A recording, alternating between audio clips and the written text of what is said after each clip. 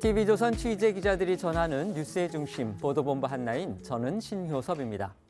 민주당의 김의겸 대변인이 이재명 대표와 주한 EU 대사의 면담 내용을 언론에 브리핑하면서 EU 대사가 하지도 않은 말을 거짓으로 꾸며 전했다고 인정해서 파문이 일고 있습니다. EU 대사와 직접 대화를 나눈 당사자로서 김 대변인이 거짓 브리핑을 했음을 이미 알고 있었을 것으로 보이는 이재명 대표에게선 아무 언급도 조치도 나오지 않고 있습니다. 윤석열 대통령의 입이라고 할 수 있는 김은혜 홍보수석이 국회 국정감사장에서 웃기고 있네라는 메모를 써서 퇴장당한 일의 파장도 여전합니다. 무슨 이유를 대도 김 수석이 부적절한 행동을 했다는 게 공론인데 정작 윤 대통령이 그를 나무라거나 경고를 보냈다는 소식은 또 들리지 않습니다. 여나 야나 이 나라 정치 지도자라는 사람들은 도대체 뭘 정도와 상식이라고 생각하는지 근본적인 의문을 갖게 됩니다. 첫 소식으로 이재명 대표 최측근들의 비리 혐의 수사 속보부터 전해드립니다.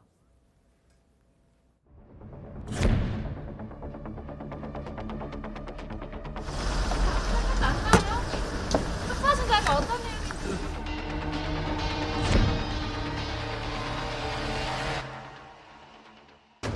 지금 대한민국의 검찰은 공정한 수사를 하고 있는 것이 아니라 없는 먼지를 만들어서라도 털어내겠다고 하는 조작 검찰입니다. 대장동의 몸통이 누구인지 그 전모가 서서히 밝혀지고 있습니다. 검찰이 명명백백히 수사하기를.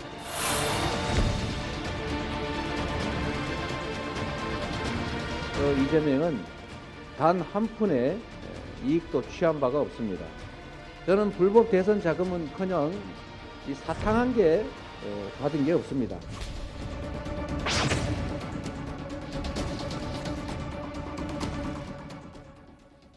검찰이 이재명 민주당 대표의 이른바 오른팔, 왼팔로 불리는 두 사람이죠. 정진상 민주당 대표 정무조정실장 그리고 김용 민주연구원 부원장을 연이어 겨냥하고 나서면서 이 대표의 사법 리스크가 재점화하고 있습니다.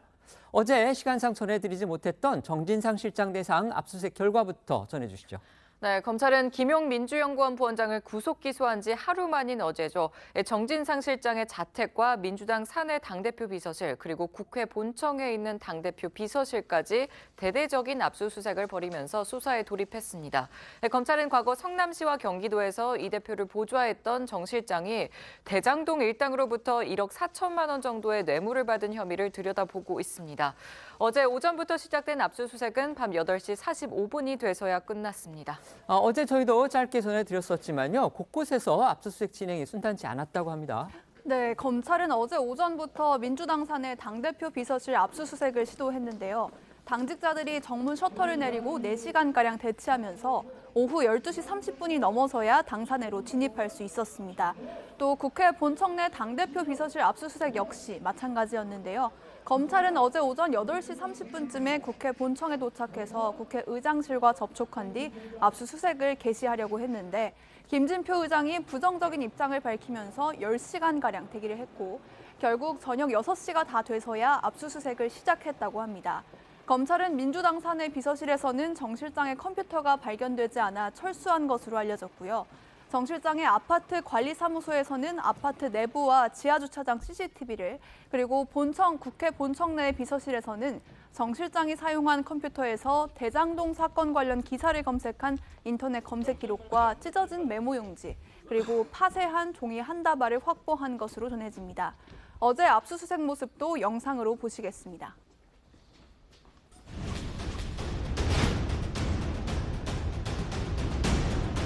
어딜 들어갑니까? 당장 나오세요.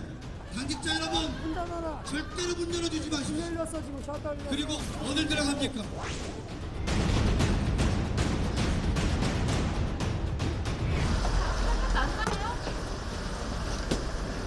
특사수사가 어떤 내용인지.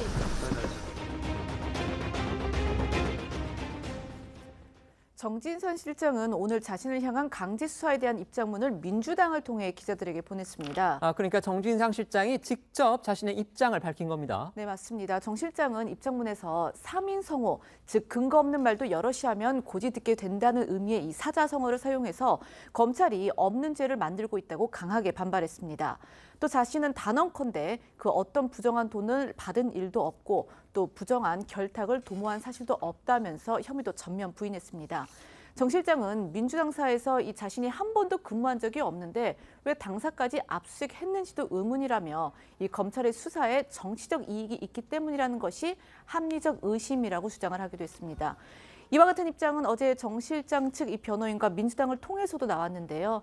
어떠한 객관적 증거도 없고 이 압수수색 결과물도 정 실장과는 관계가 없는 것들로 사실상 빈손으로 끝났다는 겁니다. 들어보시겠습니다. 저희의 입장은 유동규의 진술 말고는 어떠한 객관적 증거도 없다는 것입니다. 그렇게 이해해 주시면 좋을 것 같아요. 한마디로 망신주기용 그 압수수색이라고 할 수 있는데 실패로 끝났다, 이 말씀을 드리겠습니다. 검찰이 압수수색을 강행한 것은 그야말로 우리 민주당에 대한 흠집내기, 그리고 이태원 참사에 대한 국민적 관심을 돌리려고 하는 국면 전환용 정치 탄압이고 정치 쇼다, 이렇게 규정합니다. 그렇지만 아까 결과에서 말씀드린 것처럼 이러한 검찰의 압수수색 정치 탄압 쇼는 실패로 끝났다는 점을 분명히 말씀드리고, 검찰의 압수수색 영장 내용이 아직까지 일방적 주장이라면요, 이 같은 정진상 실장 측의 입장도 역시 반론권 차원의 일방 주장이다, 이렇게 봐야겠습니다. 민주당은 오늘 당 차원에서 검찰을 비난하고 나섰습니다. 네, 민주당 박찬대 최고위원과 조정식 사무총장은 오늘 오전 기자간담회를 열고 검찰을 정면으로 비판하고 나섰습니다. 검찰이 어제 제시한 압수수색 영장은 기초 사실관계도 파악하지 않은 창작물이라면서 정진상 실장은 이재명 대표가 변호사이던 시절 시민 모임 활동을 하거나 변호사 사무실에서 일한 적도 없다고 주장하는 등 검찰의 영장과 관련 보도들을 또 조목조목 반박을 했습니다. 그러면서 막가파식 압수수색은 유신 독재에서도 찾기 힘든 폭거라고 비판을 하면서 윤석열 대통령이 사과해야 한다고 목소리를 높였는데요. 그 목소리 한번 들어보시죠. 누가 봐도 엉터리에 급조된 영장을 제출할 정도로 검찰이 다급했나 봅니다. 물증도 없고 진술에만 의존해 짜맞추기식 억지 수사, 억지 기소를 하다 보니 앞뒤가 맞지 않는 엉터리 보도와 주장들이 난무하고 있습니다. 유동규가 2019년도에 경기관광공사가 추진하는 각종 사업, 예산안, 인사 등을 잘 부탁한다면서 현금 3천만 원을 정진상 실장에게 줬다고 합니다. 428억을 셋으로 나누면 142억 6천만 원씩 서로 나눠 가질 수 있는데 3천만 원을 뇌물로 줬다. 이게 말이 되는 주장입니까? 민주화 이후 검찰이 야당 당사와 국회를 동시에 압수수색을 한 것은 유신 독재에서도 찾아기 힘든 폭거로, 또한 제1야당 대표를 죽이기 위한 공작 수사를 통해 민주당을 와해시켜 결국은 총선과 다음 대선까지 노린 검찰 독재 장기화를 위한 기획 수사입니다. 윤석열 정권이 대통령의 진심 어린 대국민 사과, 총리, 관계장관 파면 등 전면적 국정 쇄신과 국정조사에 응하지 않는다면 범국민적 저항에 부딪힐 것입니다. 그런가 하면 김의겸 민주당 대변인은 대장동 사건을 수사 중인 서울중앙지검 반부패 수사산부 강백신 부장검사를 피의사실 공표죄로 공수처에 고발하겠다고 했습니다. 김 대변인은 강 부장검사가 김용 부원장과 정진상 실장 수사에서 입맛에 맞는 내용만을 뒤틀고 뒤섞어서 이를 은밀하게 공표해 야당을 압박하고 있다면서 정치 보복에 휩싸인 광기의 사냥개, 검찰 수사에 맞서 싸울 것을 천명한다고 목소리를 높였습니다. 그런데요, 정작 이재명 대표는요, 김용 부원장의 구속 기소라든지 그다음에 정진상 실장을 겨냥한 압수수색 후에도 지금 말을 아끼고 있습니다. 네, 그렇습니다. 이재명 대표 스스로 최측근으로 꼽았던 두 사람을 직접 겨냥한 검찰 수사에 대해서 이 대표의 입장을 묻는 기자들의 질문이 쏟아졌는데요. 이 대표는 침묵으로 일관하는 모습이었습니다. 어제 이재명 대표의 모습도 보겠습니다. 검찰 행태도 정치 탄압이라고 보시면 돼요. 이제 뒤쪽으로 옆쪽으로 이동하시죠. 다음날 또 압수수색 들어온 건데 이에 대해서 입장은 좀 없으실까요? 지금 당사에 이어서 본청까지 압수수색이 들어왔습니다. 한마디로 밀지 마시고요. 천천히 이동하십시오. 실장까지 압박이 들어오고 있는데 이제 한 말씀만 부탁드립니다. 반면 국민의힘에서는 대장동 개발 특혜 의혹의 실체가 드디어 드러나고 있다며 사실상 이재명 대표를 겨냥하고 나섰습니다. 또 민주당을 향해서는 죄가 없다면 당당히 검찰 수사에 응하면 될 일이라면서 더 이상 당이 대장동 이익 공동체를 위한 방패막이로 휘둘려서는 안 된다고 지적을 했습니다. 국민의힘 목소리도 들어보시겠습니다. 이익 공동체 대장동 형제들이 무너지고 있습니다. 대장동 저수지에 빌부터 정치인 이재명의 비밀 군모를 만들고자 했던 정황이 드러나고 있습니다. 누구를 위해 조성하고 사용했는지 그 실체가 이제 곧 밝혀질 것입니다. 대장동 그분을 지키는 게 민주당의 존재 이유입니까? 기승전 방탄입니까? 대통령도 잘못하면 감옥 보내는 나라입니다. 이재명 대표가 죄운 죄 없던 일로 하는 거 불가능한 나라입니다. 이처럼 검찰이 정진상 실장을 향한 이 전방위 압수수색에 나서면서 정진상 실장이 어떤 인물인지에 대한 좀 세간의 관심도 높아지고 있습니다. 어제 여러 온라인 커뮤니티에는 정진상의 현재 얼굴이 궁금하다, 어떻게 사진이 과거 사진 하나뿐이냐 이런 글들이 쏟아졌고요. 일부 네티즌들은 우스갯소리로 유령설을 제기하기까지 했습니다. 사실 저희도 정진상 실장 관련 보도를 하면서요. 지금 보여드리고 있는 이 사진 한 장만 계속해서 사실 보여드리고 있습니다. 그런데 그 사진이 사실상 정 실장의 공개된 모습으로는 유일하다, 이렇게 봐야 한다고 하죠. 맞습니다. 저희를 포함해서 언론들이 사용하고 있는 정 실장의 사진은 저렇게 공항 내부로 보이는 장소에서 찍은 것으로 추정이 됩니다. 출처나 촬영 시점 모두 불분명하고요. 이처럼 정진상 실장은 이 대표가 성남시장 재임 시절엔 정책비서관을, 또 경기지사 시절엔 경기도 정책실장을 맡으면서 10년이 넘게 공직 생활을 이어왔지만 이 사진 한 장 외에는 언론 카메라에 포착된 적이 단 한 번도 없는 것으로 알려졌습니다. 조선일보는 8년간 성남시의회 의원을 한 경기도의회 의원도 그동안 이 정 실장을 식사 자리에서 딱 2번 봤는데 별 말도 없고 조용한 스타일이었다고 좀 전했다고 보도를 했는데요. 그럼에도 이 대표가 성남시장이나 경기도지사이던 시절 또 정 실장은 왕 실장으로 불릴 정도로 막강한 힘을 행사했다고 전했습니다. 지금부터는 검찰이 정진상 실장에 대해서 두고 있는 혐의 내용을 좀 알아볼 텐데요. 검찰은 압수수색 영장에서 정진상 실장 그리고 이재명 대표가 정치적 공동체다, 이런 판단을 밝힌 것으로 전해집니다.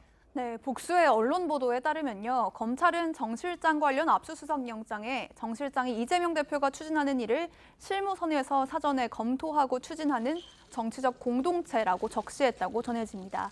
또 머니투데이는 검찰의 압수수색 영장을 통해 이재명 대표가 지난 2014년 성남시장 지방선거에 나섰을 당시 정 실장이 대장동 일당을 동원해서 상대 후보를 비방하는 기사를 종용한 정황이 드러났다고 보도했습니다. 당시에 남욱 변호사가 이재명 대표보다 여론조사에서 앞섰던 상대 후보에 대한 비위 의혹을 지인인 한 언론사 기자에게 알려주면서 이를 보도해 줄 것을 부탁했고, 실제로 관련 내용의 기사가 보도됐다는 겁니다. 검찰은 이 같은 사실을 정 실장과 이 대표가 정치적 공동체라는 판단을 뒷받침하는 정황으로 본 것으로 전해집니다. 또 김만배 씨의 인맥을 통해서 이재명 대표의 법적 리스크를 관리하려 했다, 이런 보도도 또 나왔는데요. 김만배 씨는 언론사에서 법원 그리고 검찰을 취재하는 법조팀장으로 오랫동안 일해온 그런 인물로 알려져 있습니다. 네, JTBC의 보도였는데요. 검찰이 김용 부원장의 공소장에 김 부원장과 정진상 실장, 그리고 유동규 전 본부장과 김만배 씨, 이렇게 4사람이 지난 2014년에 이재명 당시 성남시장이 재선에 성공한 직후에 술자리에서 의형제를 맺었다면서 이들의 이해관계에 대해서도 적시했다고 보도했습니다. 그러면서 김 부원장과 정 실장 등은 김만배 씨가 가진 법조계 고위 인맥을 이용해서 이재명 대표의 법적 리스크를 관리하려고 했다. 김만배 씨는 대장동 사업 편의를 원했다고도 적었다고 알려졌습니다. 그런가 하면 어제 저희도 전해드렸듯이 이제 검찰은 그동안 실소유주 논란이 있었던 천화동인 1호를 정진상, 김용, 유동규 이렇게 3명이 차명 보유한 정황도 확인했다는 그런 입장으로 알려졌는데요. 이는 이른바 이제 대장동 그분 그것의 실체와도 지금 연관된 부분이어서 사실상 대장동 수사의 핵심으로도 볼 수 있는 그런 사안입니다. 네, 앞서 대장동 일당이 화천대유와 7개 천화동인을 통해서 벌어들인 배당금 수익 4,040억 원 중 이 천화동인 1호는 전체의 약 30%인 1,208억 원을 배당을 받았고 김만배 씨는 자신이 천화동인 1호 실소유주라고 주장을 해왔었죠. 그런데 지난해 이 정영학 회계사의 녹취록에서 김만배 씨가 천화동인 1호의 배당금 절반이 그분의 것이라고 말한 내용이 있는 것으로 보도가 되면서 이제 여기에 대해서 의혹이 불거졌습니다. 당시 김 씨는 그런 말을 한 적이 없다며 자신이 천화동인 1호 실소유주라는 것을 강조를 했었는데요. 당시 김 씨의 목소리부터 들어보시겠습니다. 천화동 1호 절반은 뭐 그분 것 이런 말에 대해서는 그분이 누구예요? 그 천화동인 1호는 의심할 여지 없이 그 화천대유 소속이고 화천대유는 제 개인 법인입니다. 그 말은 어떤 맥락에서 나온 말인가요? 더 이상의 어떤 구사업자 갈등은 번지지 못하게 하려고 하는 차원에서 그렇게 말했습니다. 안에서 그분을 유동규 본부장이라고 했다는데 그런 얘기가 나왔습니다. 그분이 누구신지에 대해서 어느 정도 얘기를 조금만 좀 해주시면 안 될까요? 아니 그분은 없어요. 그분이 없다는 게 무슨 말씀이세요? 아니 그분은 제 건데 왜 그거는 천화동인 와는 제 거라고 그분은. 하지만 검찰은 김 씨가 아닌 정진상, 김용, 유동규 이 3사람이 천화동인 1호의 실소유주라고 확인했다는 입장인 것으로 알려졌고요. 저희 TV조선 취재에 따르면 검찰은 김 씨가 2015년쯤 이 정 실장에게 지분 30%를 필요할 때 써라, 잘 보관하고 있겠다고 말을 했고 이에 정 실장이 저수지에 넣어둔 셈이죠라는 취지로 답했다는 증언도 확보했다고 합니다. 검찰은 김 씨가 배당금 중 428억 원을 천화동인 1호에서 빼내 이들에게 건네려 했다고 봤는데 약속된 돈이 원활히 지급되지 않자 정 실장이 지난해 2월 김 씨에게 20억 원을 달라고 요구했다는 증언도 확보했다고 전해집니다. 검찰은 대장동 일당이 정진상 실장한테 돈을 전달한 시기, 장소, 그리고 방법도 구체적으로 파악했다. 이런 지금 기사가 나오고 있습니다. 네, 역시 저희 TV조선 단독 보도인데요. 검찰은 정 실장이 지난 2019년 필요한 곳이 있으니 5천만 원 정도 주면 좋겠다고 요구하자 유 전 본부장이 돈을 주려고 정 실장의 아파트로 갔는데 승강기 CCTV를 피하려고 5층까지 계단으로 걸어 올라갔다는 진술까지 확보한 것으로 전해졌습니다. 2020년 정 실장에게 3천만 원을 건넬 때는 유 전 본부장의 지시를 받은 정민용 변호사가 돈 세탁을 하려고 아는 술집 종업원까지 동원해서 현금을 마련한 사실도 확인했다고 합니다. 또 저희 TV조선의 취재에 따르면요. 검찰은 유동규 전 본부장이 지난해 말에 체포되기 전에 휴대전화를 건물 밖으로 던진 과정에도 정진상 실장이 깊숙이 관여한 것으로 파악했다고 하는데요. 당시 정 실장은 유 전 본부장에게 전화를 걸어서 수사 대책을 논의 중이었는데 검찰 수사관들이 들이닥치자 정 실장이 휴대전화부터 버리라고 지시했다는 겁니다. 또 정 실장과 유 전 본부장이 압수수색이 곧 진행된다. 대장동 팀에 어떤 약점을 잡혔냐, 정영학이 어디까지 아느냐 등의 대화를 나눴다는 진술도 확보됐다고 합니다. 유 전 대변인이 휴대전화를 버릴 당시에 찍힌 CCTV 화면과 최근 석방된 후 폭로성 발언을 이어가고 있는 유 전 본부장의 목소리 이어서 들어보겠습니다.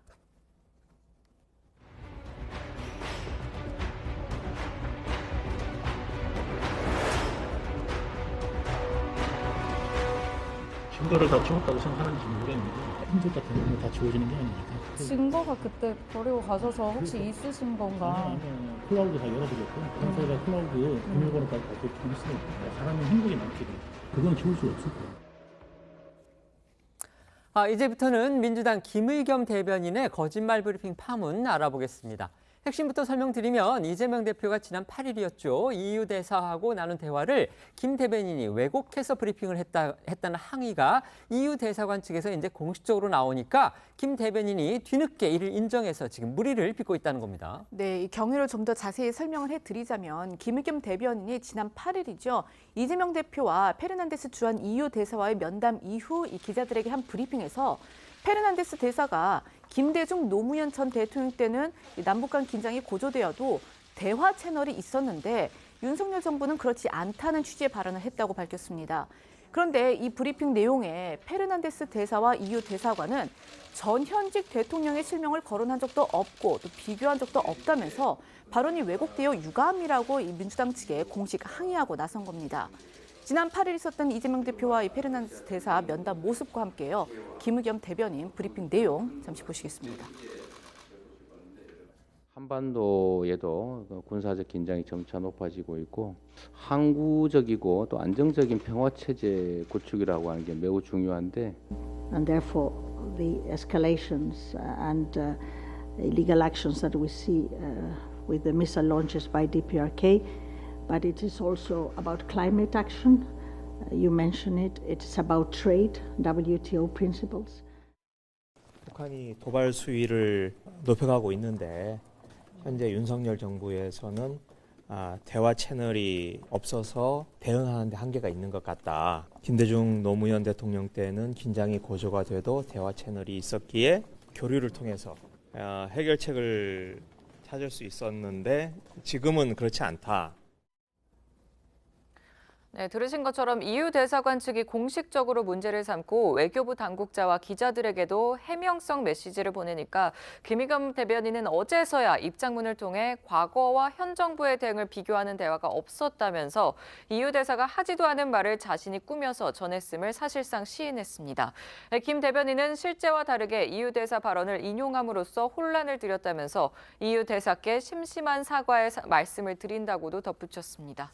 그런데 한 가지 드는 의문은요. 실제로 EU 대사를 만나서 대화를 나눴던 이재명 대표가 김 대변인의 이런 거짓 브리핑 문제를 충분히 알 수 있었을 텐데 그 브리핑이 나오고 난 뒤는 물론이고요. 김 대변인이 왜곡 브리핑을 인정하고 사과하고 난 뒤에도 관련한 이 대표의 입장이 전혀 지금 나오지 않고 있다는 겁니다. 어쨌든 국민의힘에서는 지금 강하게 비판하고 나섰죠. 네, 여당에서는 EU 대사의 발언을 왜곡해서 전달하는 거야말로 외교 참사라면서 날을 세웠습니다. 국민의힘 목소리부터 들어보시죠.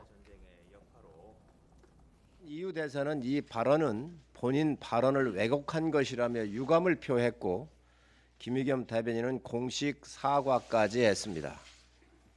이재명 대표님과 민주당 의원님들, 이게 바로 외교 참사입니다. 민주당 김의겸 대변인이 또다시 대형 사고를 치고 말았습니다. 이게 심심한 사과로 끝날 일입니까? 김 대변인은 얼마 전에도 윤석열 대통령과 한동훈 법무부 장관이 로펌 변호사 30명과 함께 새벽까지 청담동 술집에서 술을 마시고 노래를 불렀다고 주장했지만 지금까지 어떤 증거도 제시하지 못하고 있습니다. 김 의원은 진실을 보도하도록 훈련받은 기자 출신 아닙니까? 더 이상 동료 후배 기자들을 부끄럽게 만들지 마시고 당 대변인 자리에서 물러나시기 바랍니다. 네, 방금 들으신 대로 국민의힘은 김의겸 대변인이 또 대형 사고를 냈다면서 과거 김 대변인이 근거 없는 의혹을 제기하며 논란을 일으킨 부분도 다시 한번 지적하고 나섰습니다. 김 대변인은 앞서 한동훈 법무장관이 이재정 민주당 의원을 쫓아가서 악수 장면을 연출했다고 주장하다가 사실이 아닌 것으로 밝혀지면서 한 장관이 사과를 요구하기도 했었고요. 지난달에는 국감 자리에서 한동훈 장관과 윤석열 대통령이 로펌 변호사들과 함께 심야 술자리를 가졌다는 의혹을 제기했다가 논란이 커지기도 했습니다. 김 대변인의 논란이 된 발언들도 이어서 들어보겠습니다. 이재정 의원한테 제가 들은 이야기예요. 한동훈 장관이 와 있더라는 거예요. 엘리베이터 앞으로 갔는데 거기를 한동훈 장관이 쫓아와서 손을 탁 내밀면서 꼭 뵙고 싶었습니다. 라고 악수를 청하더랍니다. 제가 제보를 받았습니다. 그날 술자리를 가신 기억이 있으십니까? 윤석열 대통령도 이 청담동의 바에 합류를 했습니다. 저 금방 1km 안에 있었으면 저도 못 걸겠습니다. 저 자리에 제가 왜 저분은 시위했다고 생각하십니까? 없습니다. 근거를 제시하셔서 제가 있었다는. 김의겸 대변인 EU 대사 발언을 이제 사실상 거짓 브리핑을 한 사실을 인정을 해서 다시 한번 논란의 중심에 섰습니다. 김 대변인의 이 같은 행동. 그런데 이에 대해서 또 아무 언급이 없는 이재명 대표, 어떻게 보십니까? 김 대변인이 어저께 인정한 부분을 보면 그 뭐 윤석열 정부, 그다음에 김대중 노무현 정부 얘기는 아예 없었던 것으로 보여요. 이렇게 되면 이건 그냥 왜곡 뭐 이렇게 얘기할 수준이 아니고 거의 창작이다 이렇게 얘기를 할 수 있는 부분이고, 자, 이 정도면은 이게 보통의 뭐 국내 뭐 뭘 대변 활동을 하다가 뭐 조금 잘못되거나 뭐 아니면 의미를 뭐 왜곡했다든가 이 차원이 아니거든요. 주한 EU 대사가 한 발언 없는 발언을 만들어낸 거잖아요. 정말 국제적인 망신이거든요. 그거는 이게 대변인입니다. 김의겸 의원 개인 문제가 아니고 김의겸 의원이 누구를 대변하죠? 민주당을 대변하니까 민주당의 위상이나 위신과 관련된 문제다라는 점에서 본다면 이재명 대표가 단순히 이에 대한 입장을 밝혀야 되는 것이 아니고 국제적으로 망신을 당하거나 아니면 그 외신도 이제 일부 인용해서 보도를 할 가능성이 높은데 그 정도가 되면 저는 이재명 대표가 김의겸 대변인을 대변인에 그대로 둘 수 없는 상황이다. 이렇게 생각을 합니다. 근데 왜 아무런 입장 발표가 없는 것인지, 원래 뭐 이재명 대표가 본인한테 불리할 때는 대개 입장 발표를 안 하는 경향이 있는 것으로 제가 그동안에 보긴 했지만 적어도 이 문제는 국내적인 정쟁의 차원하고는 완전히 다른 차원이기 때문에 이 김의겸 대변인의 거취 문제에 대해서 저는 이재명 대표가 결론을 내야 한다 이렇게 봅니다. 민주당의 위신을 위해서라도. 네, 변호사님 말씀해 주시죠. 일단 잘못된 브리핑에 대해서 일단 인정하고 사과가 나오고 정정이 되긴 했습니다. 하지만 그렇다고 하더라도 김의겸 대변인이 갖고 있는 그 자리의 중요성이라고 할지 뭐 지금 의원님께서 말씀해 주신 부분 특히 민주당의 대변인으로서 브리핑을 한 것이었고 그리고 기자 출신 의원이라는 점을 또 생각해 본다면 굉장히 아쉽고 또 부적절하다라고 볼 수밖에 없습니다. 그리고 또 대사가 한 얘기를 전하는 과정에서 잘못된 내용들이 있었고 그걸 공식적으로 항의를 받는 과정들이 있었기 때문에요. 사실 민주당 입장에서도 좀 당혹스러운 입장인 것 같고요. 다만 이재명 대표가 일단 지금 차원에서 대변인이 대변인의 책임으로 잘못 말하고 그 부분을 정정하고 사과한 부분에 일단 일단락이 돼 보이는 상황에 또다시 나서서 대표가 무엇인가 얘기를 했을 때 외교적으로 걸려있는 문제들 그리고 EU 대사와의 관계들 여러 가지들이 있기 때문에 지금 가볍게 입장을 표명하기는 좀 어려운 상황이 아닌가라는 생각도 듭니다. 네. 문재인 전 대통령의 풍산개 파양 관련 논란이 어제 문재인 전 대통령의 직접 입장 발표로 또 다른 국면을 맞은 듯합니다. 여권을 중심으로 오히려 비판의 목소리는 더 커졌다. 지금 이런 상황이에요. 네, 어제 문 전 대통령은 1,700자 정도의 분량의 SNS 글을 통해서 풍산개 고미와 송강이 파양 논란의 입장을 직접 밝혔습니다. 문 전 대통령은 먼저 지금이라도 입양해서 키울 수 있다면 대환영이라는 걸 밝혀둔다면서 반려동물들이 명실상부하게 자신의 소유가 돼 책임지게 되는 입양이야말로 애초에 자신이 가장 원했던 방식이라고 했습니다. 또 풍산개를 돌려보낸 경위에 대해서는 명시적인 근거 규정의 부재가 장기간 이어지면서 위법 논란 소지가 생겼다며 지금의 감사원이라면 대통령 기록관을 감사하겠다고 나설지도 모른다고 했습니다. 전 정부에 대한 감사를 강화해온 감사원을 겨냥한 일종의 비꼬는 발언으로 해석이 되고 있습니다. 그러니까 그동안은 국가 소유의 개였기 때문에 자신이 마음대로 어떻게 하지 못했다. 현 정부가 이제 관련 법령을 마련해 준다고 해놓고서 지연시켰다. 그래서 규정에 따라서 돌려보낼 수밖에 없었다. 지금 이 점을 강조하고 싶었던 것 같아요. 네, 문 전 대통령은 또 여당이 제기하고 있는 사료값 논란에 대해서도 불편한 심기를 드러냈습니다.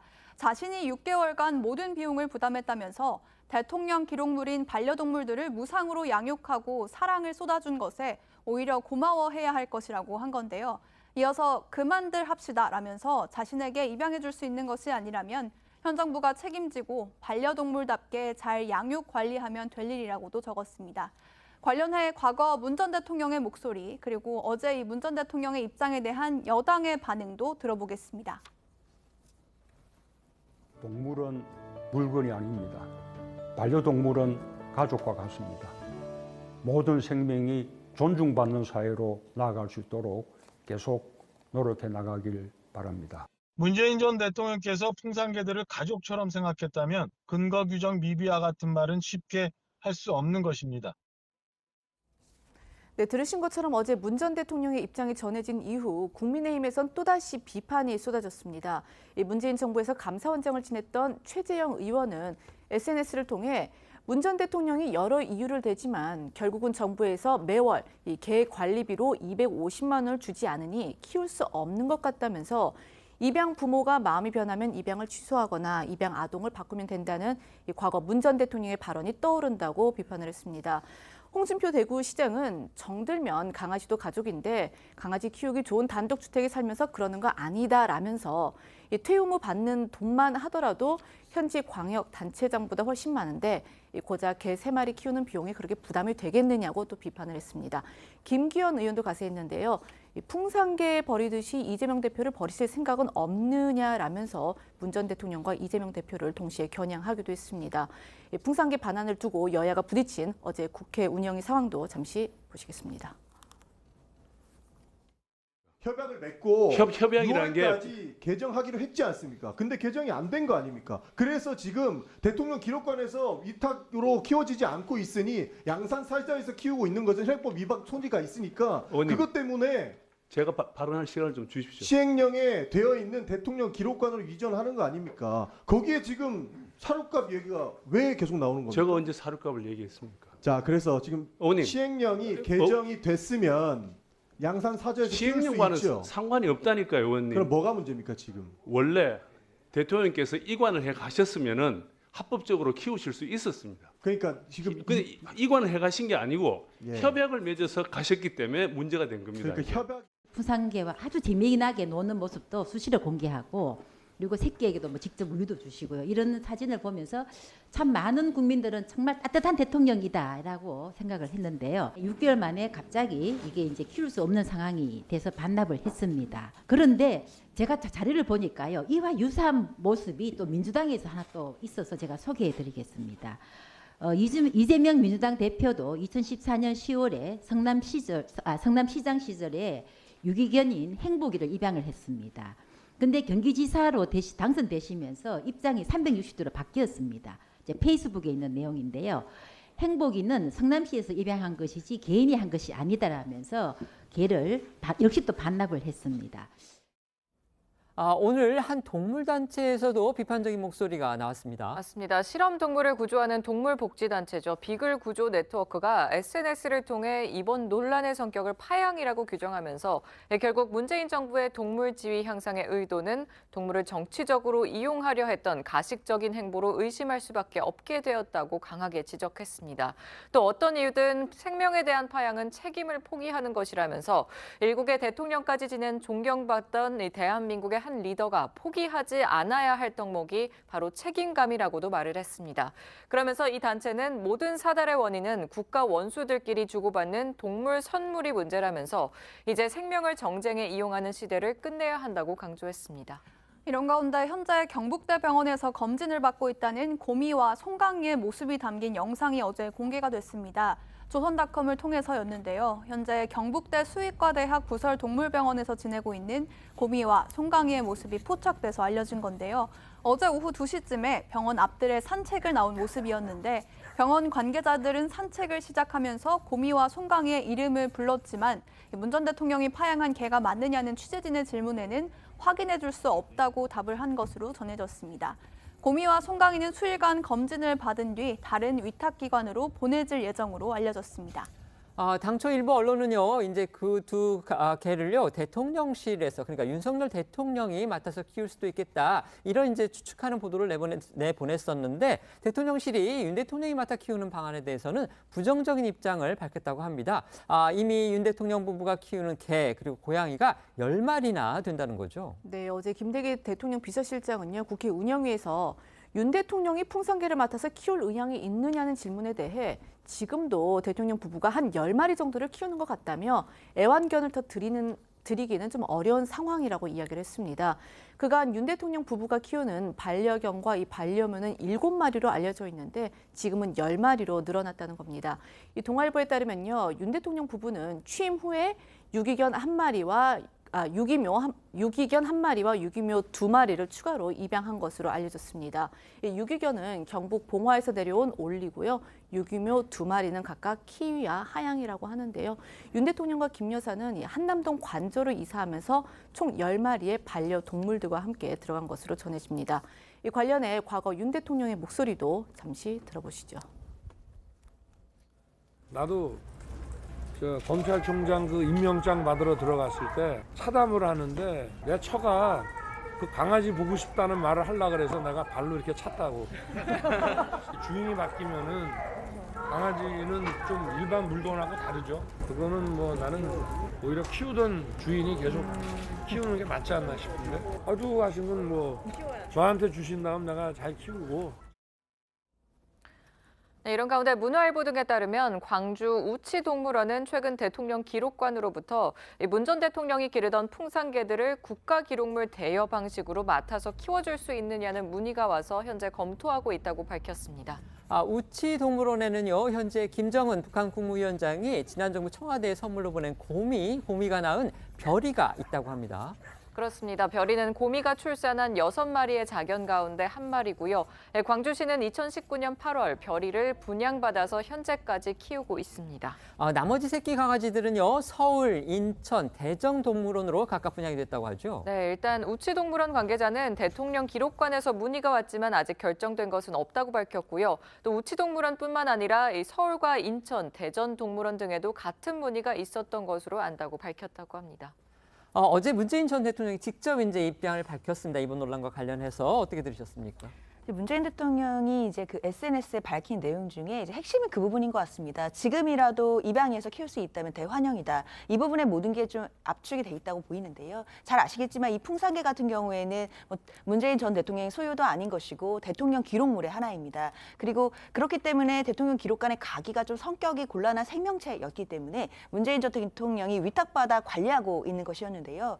그런데 그 관리와 관련해서 지금 여야 간의 얘기가 조금은 다르긴 하지만 어쨌든 문재인 전 대통령 입장에서는 관련 시행령이나 관련 근거들이 미비해서 더 이상은 위탁해서 관리하기가 어려운 것이 아니냐라는 판단을 한 것 같습니다. 그래서 지금이라도 이것을 입양해서 완전히 자기 소유로 할 수 있다면 당연히 대환영이다라는 입장을 그래서 애들로 밝힌 것 같고요.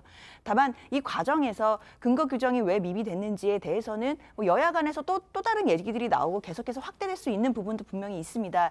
하지만 분명한 건 저는 지금 시점에서 이 풍산개를 누가 키우냐를 가지고 이렇게까지 여야가 정쟁이 될 일인가라는 생각은 좀 드는 아쉬운 지점이 있고요. 그만큼 전 정부와 또 현 정부 간의 어떤 그동안에 보여왔던 그런 감사원의 감사라든지 그리고 전 정부에 대한 수사라든지 이런 일련의 과정들을 통해서 감정의 골이 굉장히 깊어졌구나라는 걸 볼 수 있는 장면인 것 같고요. 그렇기 때문에 풍산개를 대통령 기록물임에도 어떻게 키워야 할 것인지 누가 관리할 것인지에 대해서조차도 그렇게 조금의 갈등도 풀리지 못하고 서로 간에 갈등이 있는 것 같아서 그런 부분은 좀 우려스럽고 좀 안타까운 지점이다라고 말씀드리겠습니다. 네, 말씀해 주시죠. 전 뭐 상황이 명확한데도 불구하고 전 문재인 전 대통령 측에서 계속 강변을 하고 있다고 주장을 해왔고 그건 근거가 있습니다. 예를 들어서 자, 두 가지를 얘기하는 것 같아요. 대통령 기록물 관리법 시행령이 올해 3월 29일에 개정된 게 신설된 조항이 하나 있습니다. 그 신설된 조항이 바로 동물이나 식물의 경우에 대통령 선물이면 그 지정하는 위탁기관에 이관하여 관리할 수 있다. 이렇게 돼 있습니다. 명시적인 근거 규정이 있거든요. 근데 자꾸 문재인 전 대통령은 근거 규정이 없다고 얘기를 해요. 근거 규정이 있습니다.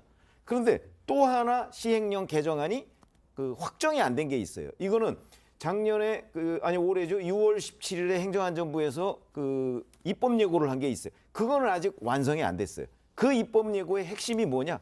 돈이에요, 돈. 이 관리비를 어떻게 할 것이냐. 이 문제거든요. 이거는 아직 정해지지 않았어요. 그러니까 이관하여 관리할 수 있는 근거 규정은 명확하고 다만 돈을 줄 수 있는 근거 규정은 아직 확정이 안 됐어요.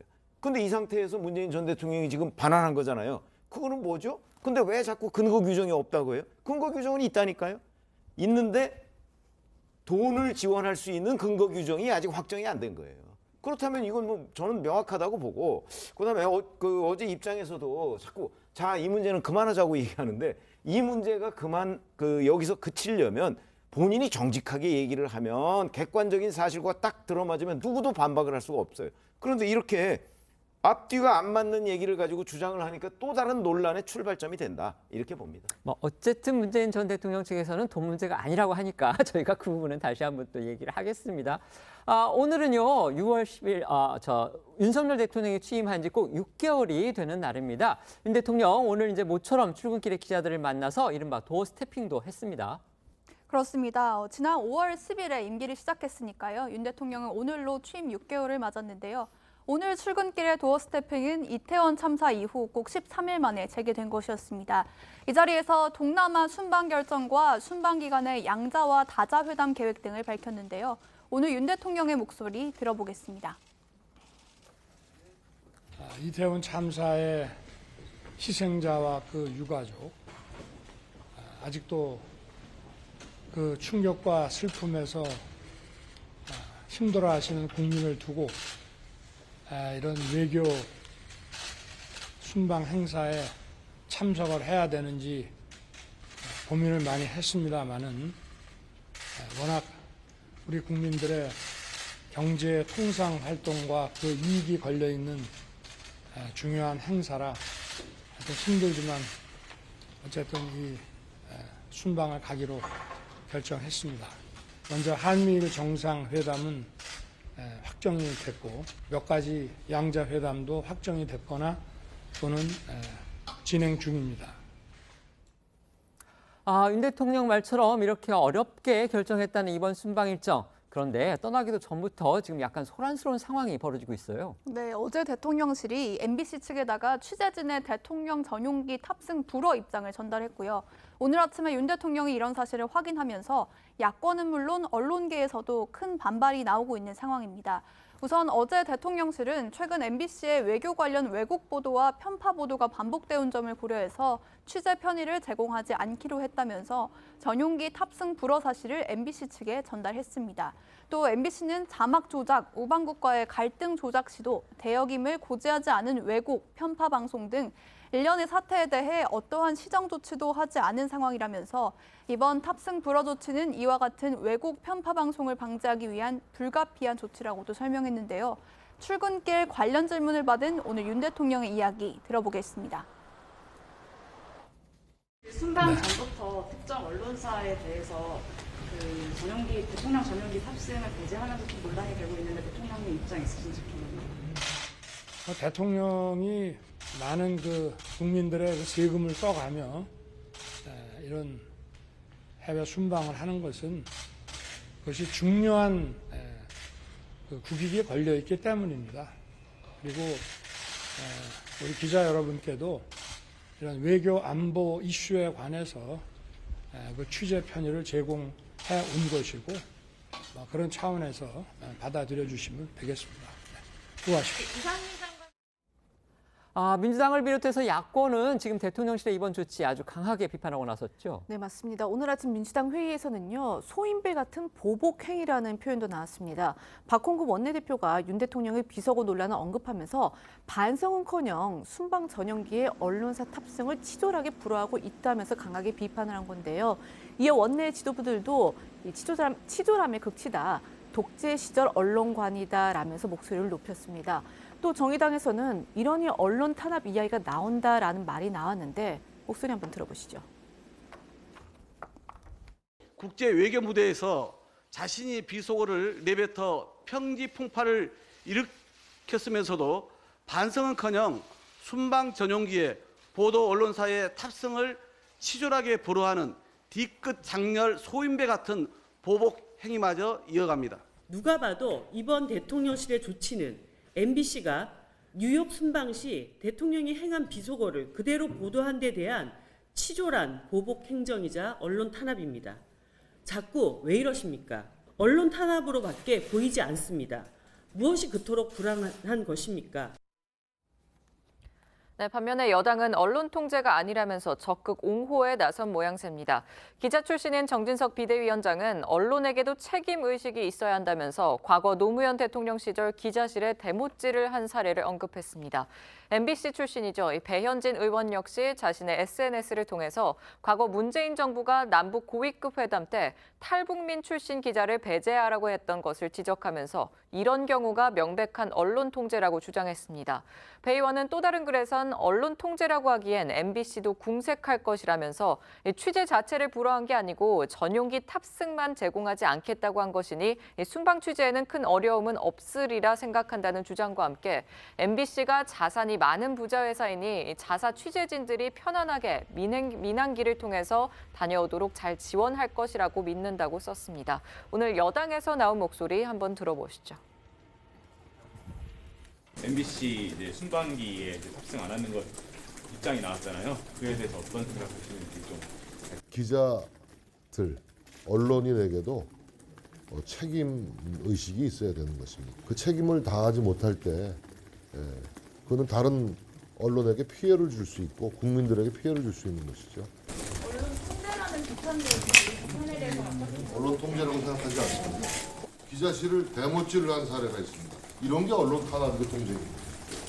MBC 바이든이라고 했다고 전 세계 안 태워준다. 아니 바이든이라고 했다기보다 자막을 날조해서 보도를 하고. 아니 대역인데 대역이라고 밑에 안 써줬다고. 그뿐만 아니라 전과가 많아요. 아니 그렇다고 한들. 전과가 굉장히 많아요. 자 그렇다고 전용기 타지 마. 그러니까 이제 이게 애들도 아니고 뭡니까 이게. 근데 언론사가 그렇게 문제 제기를 하고 지적을 하고 이게 편파 보도다, 불공정하다라고 아무리 해도 시정이 되지 않아도 그냥 잘 대해주니까 그냥 계속 하는 거 아니에요. 언제 잘 대해줬어요. 그냥 공평한 기회를 줘야 되는 거죠. 취재는 공평한 기회를 주죠. 다만 이제 비행기 타고 오시라는 그리고 오시면 취재하는 데는 아무 제약이 없어요. 오늘 대통령실의 조치 어떻게 보셨습니까? 글쎄요, 이게 이제 그 대통령 전용기에 태우느냐 안 태우느냐는 건 취재 편의를 위한 제공이거든요. 그러니까 취재 편의를 제공하지 않겠다는 겁니다. 언론 탄압이 아니고. 탄압이라고 한다면 취재 자체를 못하게 해야 탄압인데 그건 아니죠. 예를 들어서 다른 민항기로 뭐 만약에 간다고 하면 취재는 할 수가 있죠. 그런 점에서 뭐 대통령실이 그 본인들의 취재와 관련 또는 결과와 관련해서 불만을 가지고 있는 데에 대해서 충분히 취할 수 있는 조치다 이렇게 생각합니다. 네, 지금 언론 단체 그다음에 청와대 저희 대통령실을 출입하는 취재 기자단에서도 이 부분에 대해서는 약간 이제 비판적인 목소리들이 나오고 있다는 거를 말씀을 드리고요. 네, 평가해 주시죠. 대통령실에서 그 MBC에 대해서 이제 전용기 태우지 않는 이유 중에 하나가 지난번에 그 자막 조작 의혹을 얘기를 합니다. 그런데 그 바이든이라는 자막을 조작했다라는 것이 이제 대통령실의 입장인데요. 그 부분은 이미 고발이 돼가지고 수사기관에서 수사 중인 것이고 아직 결론이 나오지 않은 상황입니다. 당연히 그것과 관련해서는 MBC는 나름대로의 이유가 있었다고 해명을 했는데 그럼에도 불구하고 자막 조작이라고 완전히 사실을 규정하고 그것을 이유로 해서 전용기에 태우지 않겠다라고 공표하는 것 자체는 간접적으로라도 언론의 자유를 침해하는 것으로 볼 수밖에 없을 것 같습니다. 네. 지난 8일이었죠. 국회에서 국정감사를 받던 도중에 김은혜 대통령실 홍보수석이 웃기고 있네라는 필담을 나눈 것과 관련한 논란 역시 가라앉지 않고 있습니다. 김 수석 어제도 거듭 사과하면서 울먹이기까지 했다고 합니다. 네, 대통령실 국정감사에서 증인으로 출석한 김은혜, 강승규 두 수석이 이태원 참사와 관련한 야당 의원의 질의 도중에 웃기고 있네라고 적은 메모를 나눈 것이 언론사 카메라에 포착되면서 논란이 됐고 결국 퇴장 조치를 당했었죠. 당시 두 수석은 즉시 의원들의 질의에 대한 것이 아니라 사적인 대화였다고 해명하고 고개 숙여서 사과했고 김대기 대통령 비서실장도 부적절한 행동이었음을 인정했었습니다. 그럼에도 후폭풍은 여전한데요. 결국 김 수석은 국회에서 고개 숙여 사과한 데 이어서 어제도 해당 논란에 대해 재차 사과했고요. 이 과정에서 눈물까지 보였습니다. 모습 보고 오겠습니다. 죄송합니다.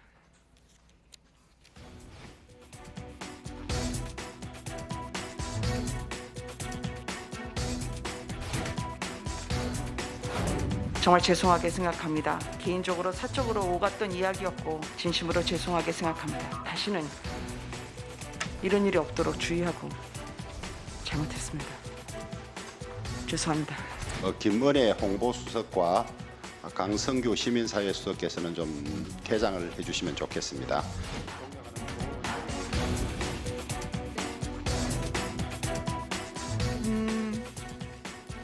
부적절한 처신을 한 데 대해서 매우 송구스럽게 생각을 합니다. 반성합니다. 다만 이 필담은 운영이나 이태원 참사와 전혀 관계가 없음을 분명하게 말씀드립니다. 거듭 송구하게 생각합니다. 그러나 민주당에서는 참사로 150여 명의 희생자가 생긴 엄중한 상황에서 이 사적인 필담을 나누는 태도가 적절했냐라는 점을 강하게 비판을 하면서 대통령의 사과를 요구했고 이와 함께 김수석 경질까지 촉구하고 있습니다. 또 국회에 모욕죄로 고발하겠다고 나서기도 했는데요. 그러나 이번 논란과 관련해서 김대기 비서실장은 어제 국회 운영위의 예산심사회의에서 사적인 대화였고 국회를 모욕한 건 아니라고 해명을 했습니다. 그러면서 사과하지 않았냐라며 목소리까지 높였다고 하는데요. 듣고 오겠습니다.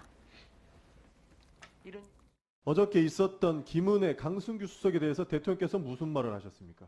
대통령께서 무슨 말 한 거 제가 뭐 대통령께서는 적절하지 않은 것 같습니다. 경질이라도 아니면은 업무 배제라도 다양한 징계 조차가 있어야 되는 거 아닙니까? 일단 뭐 그런 말씀은 없으셨고 이미 그 사례는 여기서 수석들이 사과를 했고 저도 또 사과를 했고 지금 김은혜 수석 어디 있습니까?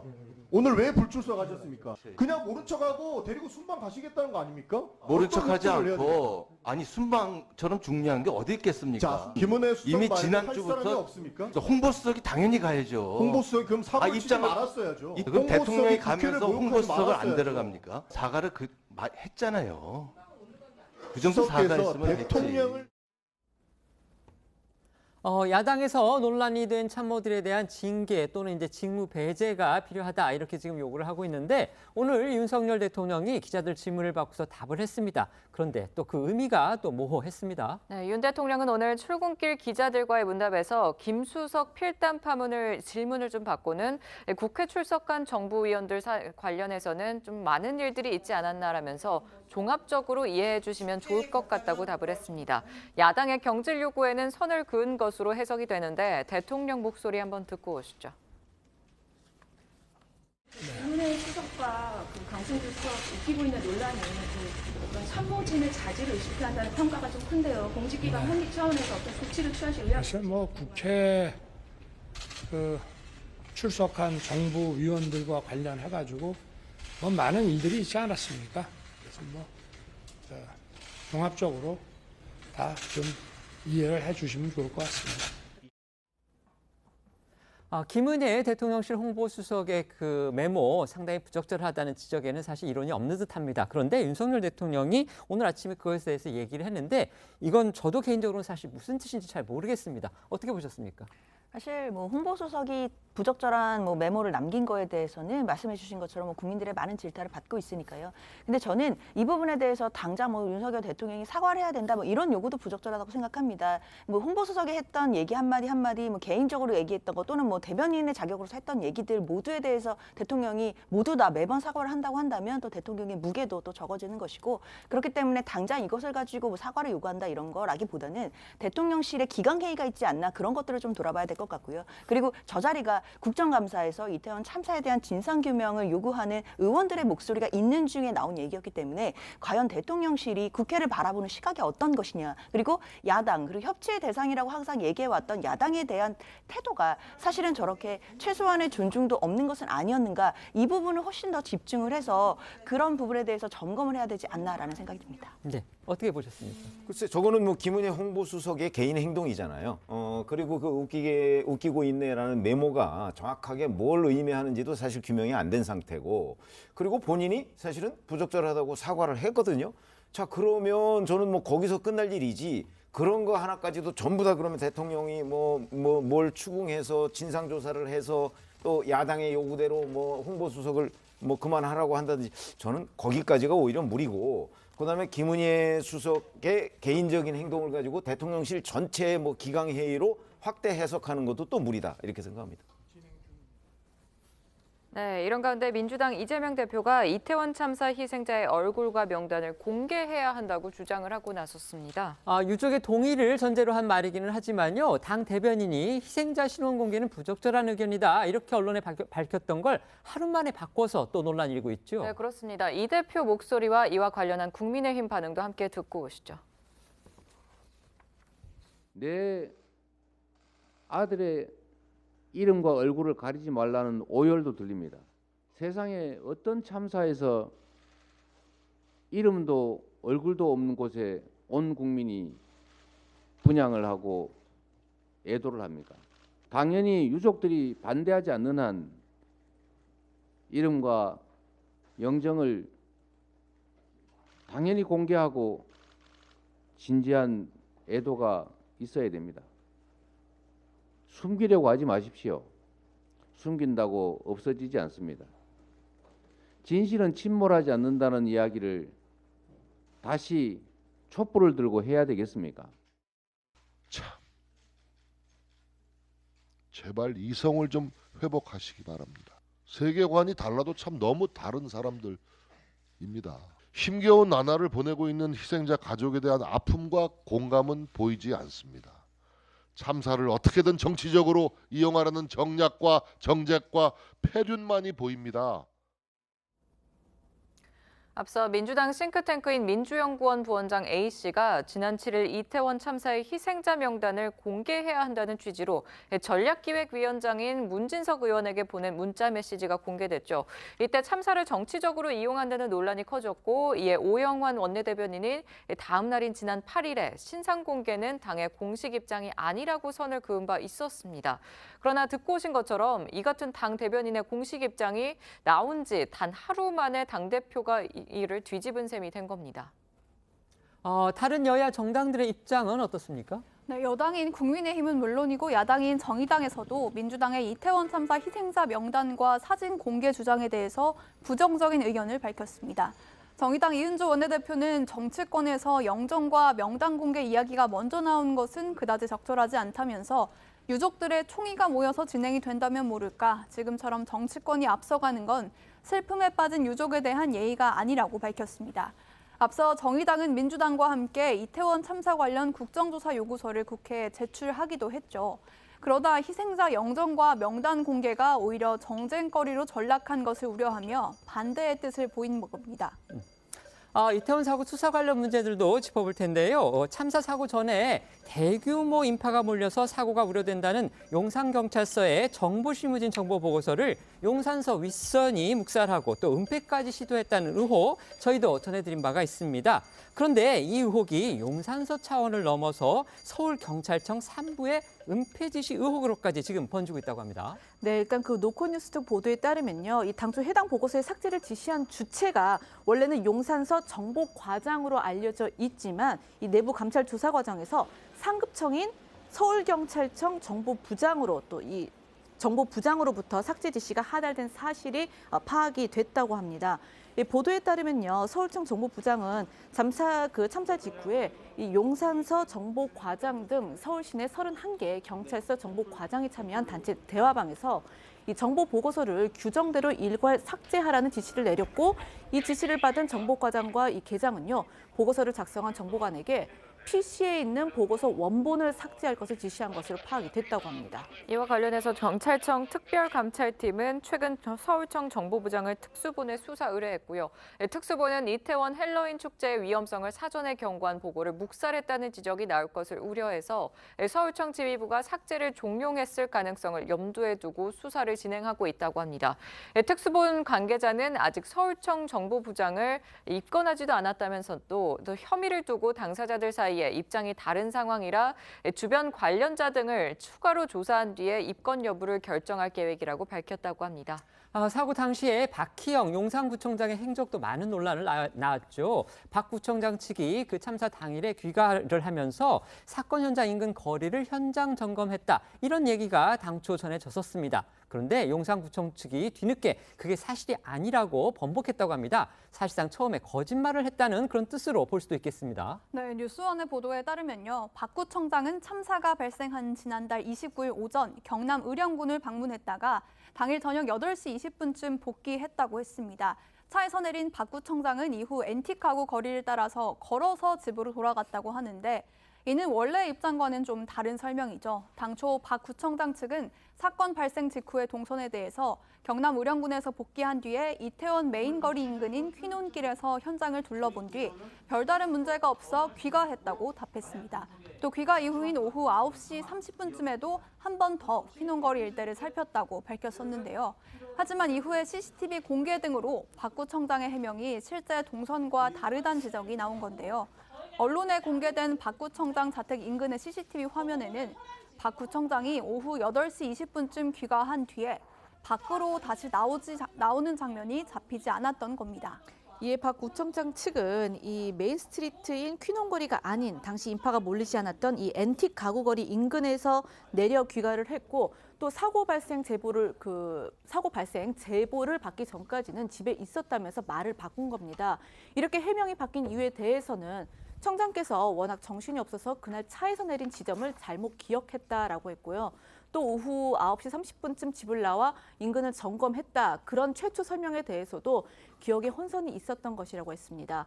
하지만 일각에서는 박 구청장이 이 참사 책임을 회피하기 위해서 거짓 해명을 하고 있다면서 불성실한 이 직무 수행과 무능으로 참사를 예방하지 못했고 또 이제는 책임도 회피하려 한다는 지적이 잇따르고 있다고 합니다.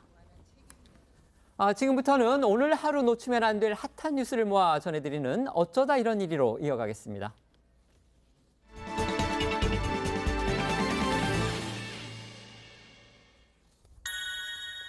첫 번째 키워드는요, 봉변당한 무대로. 이거 어떤 내용입니까? 네, 가수 이찬원 씨가 취객에게 봉변을 당했었던 행사장을 다시 찾아 팬들을 감동시켰다는 소식입니다.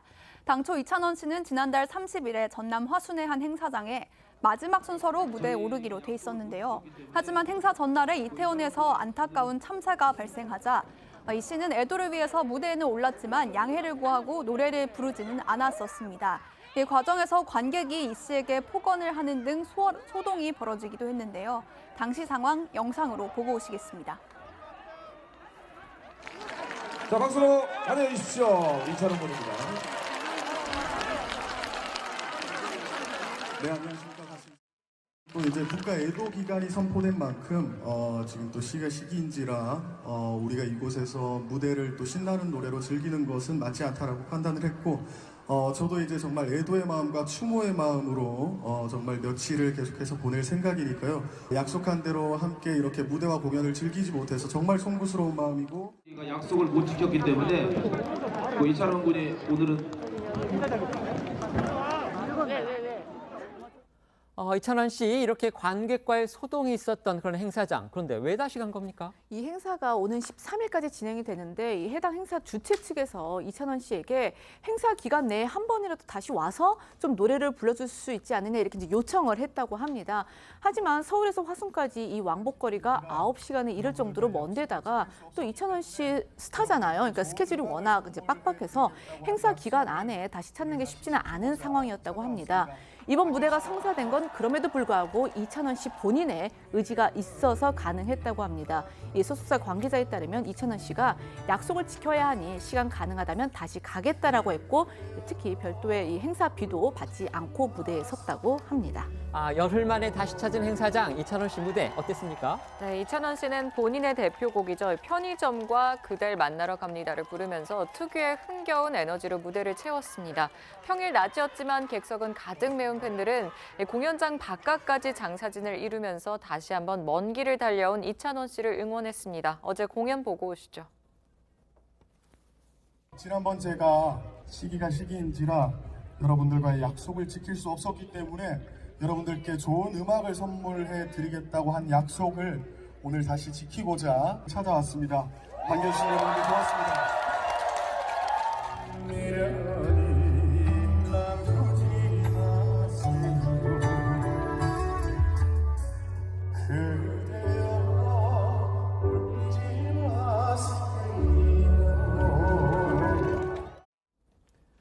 두 번째 키워드 보겠습니다. 트럼프의 분노군요. 트럼프 전 대통령 어떤 일 때문에 그렇게 화를 낸 겁니까? 네, 바로 미국 중간선거 결과 때문이었습니다. 트럼프 전 대통령이 민주당이 예상 밖으로 선전하자 모두에게 소리를 지르면서 분노를 표했다고 미국 매체 CNN이 보도했습니다.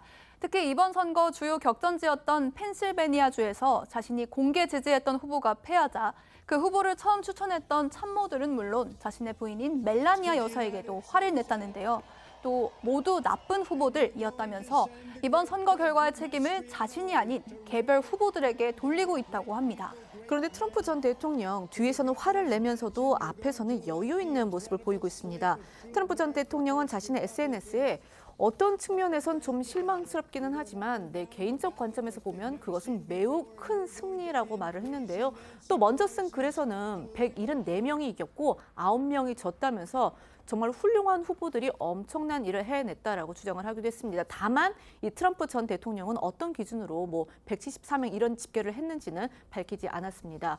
이 중간 선거 직전 승리를 자신했던 트럼프 전 대통령의 모습도 함께 보시죠. Yes, I did. I think we're going to have a great night. I think it's going to be great for the country.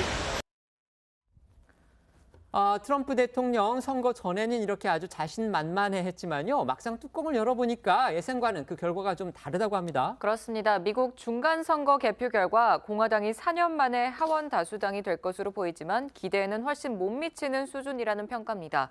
이번 선거는 바이든 행정부 중간평가격이기도 하지만 트럼프 전 대통령 향후 행보에도 중요한 이정표로 평가되면서 공화당이 승리할 경우 기세를 몰아서 트럼프 전 대통령이 조만간 2024년 대선 도전을 발표할 것으로 예측이 되기도 했었습니다. 그렇다면 이제 트럼프 전 대통령 과연 대선 도전 의사 접어들지 이것도 관심인데 그렇게 될까요? 그건 아닌 것 같습니다. 트럼프 전 대통령이 이번 중간 선거 결과에 대해서 매우 큰 승리라고 평가한 건 대권 재도전을 위한 명분을 쌓기 위한 포석이라는 분석인데요. 앞서 트럼프 전 대통령은 15일에 중대 발표를 내놓을 것이라면서 대선 출마를 시사한 바가 있죠. CNN은 트럼프 전 대통령이 대선 도전 발표 일정을 뒤로 미룰 경우 지나치게 굴욕적으로 보일 수 있다면서 일정을 변경하진 않을 것으로 보인다고 보도했습니다. 반면에 민주당 출신인 바이든 대통령은 이번 중간선거 결과에 대해서 지금 활짝 웃었다 이렇게 알려졌습니다. 그렇습니다. 바이든 대통령은 중간선거 이후 가진 첫 기자회견에서 활짝 웃는 모습을 보였고요. 마이크를 들고 무대를 오가면서 답변하는 여유를 보이기도 했습니다. 바이든 대통령은 지난 40년 동안 어떤 민주당 출신 대통령의 첫 중간선거보다 하원에서 더 적은 의석을 잃었다면서 민주당이 예상보다 선전한 것을 강조했습니다. 또 자신의 재선 도전 여부를 내년 초에 결정할 생각이라고 밝혀서 좀 눈길을 끌었는데 출마 결정은 트럼프 전 대통령 행보와는 무관하다고 말을 했습니다. 이번 미국 중간 선거에서 이제 우리의 관심을 받았던 사람들은 바로 이제 한국 계열, 이제 한국인 계열의 그 당선자들인데요. 화제의 당선자도 있었습니다. 네, 맞습니다. 바로 연방 하원 의원에 출마한 한국계 후보들. 먼저 이 3선의 연방 하원 의원이 된 민주당 소속의 앤디 김 하원 의원은요. 뉴저지주 이 3선거구에서 당선을 확정지었습니다. 한국계 의원이 미국 연방의회에서 3선 고지에 오른 것은요. 1996년 김창준 전 의원 이후 26년 만의 일입니다. 김 의원은요. 인재의 등용문으로 여겨지는 로즈 장학생에 선발돼서 영국 옥스퍼드대에서 박사 학위를 받았고요. 지난 1월 이 워싱턴 DC 의사당 난입 사태 당시에는 홀로 이 묵묵히 쓰레기를 수거하는 모습으로 또 주목을 받기도 했습니다. 그리고 순자라는 한국 이름으로 잘 알려진 한국계 메릴린 스트리클런드 의원도요. 워싱턴주 10지구 선거에서 승리를 했습니다. 스트리클런드 의원은 당시 소감에서 더 많은 미국인이 한국의 문화와 역사에 대해 이해할 수 있도록 하겠다고 포부를 밝혔습니다. 미국의 이번 중간 선거는요, 다 아시다시피 전현직 대통령의 대결이다 이런 평가를 받았습니다. 당초에는 공화당의 상당한 우세다 이렇게 지금 평가가 됐었는데 막상 뚜껑을 열고 보니까 상당히 민주당이 선전을 해서 지금 민주당 같은 경우는 거의 이제 뭐 그 기존의 어떤 우위를 계속 유지할 수도 있다 이런 지금 얘기까지 나오고 있습니다. 이번 선거 결과 어떻게 평가하십니까? 그렇죠. 사실 완승도 완패도 없는 그냥 뭐 현상 유지 비슷한 그러나 하원에서는 이제 공화당이 우세한 뭐 이런 결과를 낳았는데 그것도 기대에는 훨씬 못 미친 거 아니겠습니까? 이렇게 본다면 앞으로 이제 그 2024년 뭐 바이든 대통령이 뭐 다시 출마할지 여부는 불투명하지만 여하튼 맞대결이 다시 된다면 그때까지 또 미국은 그 민주공화당의 그 아주 첨예한 어떤 대결적 정쟁 뭐 이런 것들을 아마 계속 봐야 되고 그에 따라서 이 서방 국가들 간의 어떤 단결력 여기에도 약간 문제가 생기는 것 아니냐 뭐 이런 느낌을 갖게 되는 그 아주 애매한 선거 결과다 이렇게 봅니다. 이번 선거 결과는 아직은 확정이 되지 않았습니다. 그 이후에 우리에게 미치는 영향 같은 것도 저희가 그때 가서 다시 한번 짚어보겠습니다. 세 번째 키워드 보겠습니다. 보호대 투혼. 이거 손흥민 선수의 얼굴이 나왔습니다. 네, 맞습니다. 안아골절 수술로 이 카타르 월드컵 출전이 불투명했던 손흥민 선수가 보호대를 착용하고서라도 뛰고 싶다는 강한 의지를 보였습니다. 손흥민 선수는 SNS에 지난 2년여간 여러분이 참고 써오신 마스크를 생각하면 월드컵 경기에서 쓰게 될 저의 마스크는 아무것도 아닐 것이라고 쓰면서 단 1%의 가능성만 있다면 그 가능성을 보며 얼마 남지 않은 시간 앞만 보고 달려가겠다고 말을 했습니다. 물론 여기서 말하는 마스크는 안면 보호대를 언급을 한 겁니다. 그리고 또 영문으로 쓴 글에서는요. 절대 월드컵을 놓치지 않을 것이라면서 곧 만나자라고 덧붙이기도 했습니다. 이렇게 월드컵 출전과 관련해 직접 메시지를 내놓은 것은 수술대에 오른 이후 처음입니다. 그동안 손흥민 선수는 이 생애 3번째 월드컵을 즐기면서 가장 행복한 순간으로 만들겠다는 포부를 밝힌 바 있는데요. 지난 발언 들어보시겠습니다. 그 강팀들을 상대로 축구라는 스포츠가 가장 아름다운 이유가 이제 약한 팀들이 강한 팀을 상대로 이겼을 때 사람들이 더 좋아하고 더 열광하는 그런 스포츠, 또 이변이 많이 일어나는 스포츠라고 생각을 하거든요. 더 많은 준비를 해서 더 많은 분석해서 저희가 그 강팀들을 상대로 정말 서프라이즈한 모습을 보여줄 수 있었으면 좋겠고, 많은 축구 팬분들도 분명히 부정적인 시선이 많이 보일 수도 있을 거라고 생각을 해요. 저희가 그런 부분도 잘 고쳐서 노력할 테니 지금처럼 많은 응원, 또 지금처럼 해주셨던 성원 또 응원해 주신다면 월드컵이라는 축구의 축제를 조금이나마 즐길 수 있게 만들기 위해서 최선을 다하고 노력하겠습니다. 정말 월드컵을 코앞에 두고서 아주 불의의 부상을 당한 손흥민 선수, 많은 분들이 걱정을 했는데요. 보호대를 쓰고라도 월드컵 무대에 서겠다, 이런 의지를 드러내니까 정말 많은 국민이 또 안심을 할 것 같습니다. 그렇습니다. 손흥민 선수의 SNS를 글이 올라오자 손 선수의 월드컵 출전에 대한 기대감이 높아지고 있는데요. 한국 대표팀에선 2002년 한일 월드컵 4강 신화의 주역인 김태형 선수가 이탈리아와의 16강전에서 코뼈가 골절돼서 이후 타이거 모양의 보호대를 쓰고 경기를 뛴 바가 있고요. 또 진공청소기로 불리는 김남일 선수도 2009년 코뼈를 다쳐서 호주와의 평가전에서 보호대를 썼었습니다. 하지만 통상 안화골절은 최소 3, 4주의 회복 기간이 필요하기 때문에 이 손 선수의 카타르 월드컵 출전 여전히 불투명하다고 볼 수 있습니다. 게다가 회복 기간에는 안정을 취해야 하기 때문에 훈련도 할 수 없어서 경기력이 떨어질 수도 있는 상황입니다. 반면에 손흥민 선수가 예상보다 일찍 그라운드에 복귀할 수 있다는 낙관적인 전망도 있습니다. 맨체스터 시티의 케빈 더브라위너 선수는 작년 5월 챔피언스 리그 결승에서 첼시 선수와 충돌해서 코와 눈 주위 뼈가 한꺼번에 부러졌는데도 3주 뒤에 열린 유럽 선수권 대회에 벨기에 대표로 뛰었습니다. 안면 보호 장구도 그 당시엔 착용하지 않았었고요. 대표팀도 손흥민 선수를 최종 명단에 포함하되 당분간 치료와 또 회복 추이를 살펴볼 예정인 것으로 알려졌습니다. 팬들의 반응은 어떻습니까? 이 손흥민의 진심 어린 글에 팬들이 감동한 것 같은데요. 한 팬은요, 쾌유하셔서 월드컵 3경기 모두 즐겁게 뛰시길 기원한다, 이렇게 남겼고, 외국인 팬도 당신을 지지하겠다라면서 이 손흥민의 쾌유를 성원했습니다. 한편 이 손흥민 선수의 컨디션을 걱정하는 팬들도 있었는데요. 국가를 위해 뛰는 것은 좋지만 이번 월드컵이 마지막이 아니기 때문에 너무 무리해서는 안 된다면서 이번 결정에 좀 우려를 나타내기도 했습니다. 외신에서는요, 이 손흥민 선수의 메시지에 좀 주목을 하고 있습니다.